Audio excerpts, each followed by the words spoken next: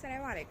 الكحة من الحاجات الصعبة جدا اللي بنعاني منها دلوقتي بشكل كبير، سواء كبار او اطفال. تمام. لكن لو جينا نركز هنلاقي ان الكحة دي هي حاجة صحية جدا بتحصل من الجسم عشان ان هو يتخلص من الفيروسات والميكروبات اللي بتحاول ان هي تدخل للرئة. طيب احنا محتاجين نعمل ايه علشان نعالج دور الكحة اللي بيحصل؟ اول حاجه محتاجين ان احنا نهتم طبعا بالتغذيه الصحيه، لان هي بتفرق جدا جدا في المناعه. تاني حاجه هقول لكم على بعض المشروبات اللي هتفرق معانا جدا في علاج دور الكحه سواء كبار او اطفال.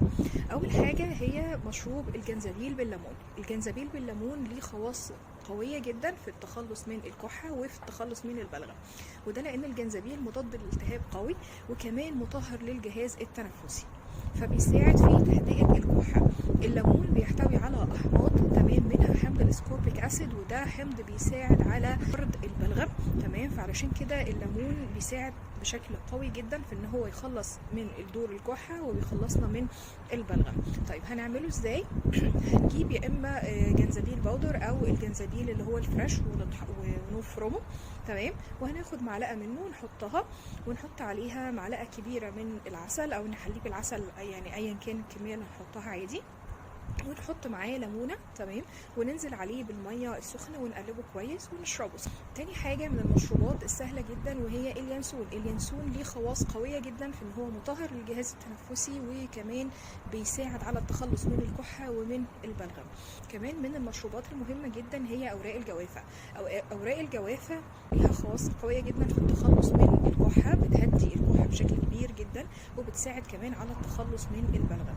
تمام. هنعملها ازاي؟ هنجيب مجموعه من اوراق الجوافه وهنغليها وناخد الميه بتاعتها ونغليها برده بعسل نحل.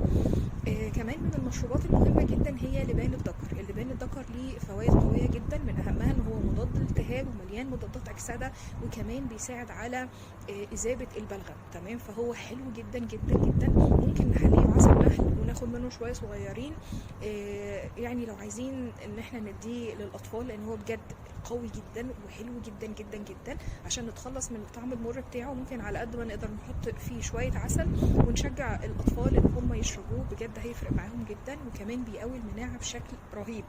تمام. كمان من المشروبات اللي بتساعد بشكل حلو جدا في التخلص من الكحه وهي العرقسوس. تمام. نحاول ان احنا نلتزم بالاعشاب دي، نبدل ما بينها او نستخدم اي حاجه فيهم.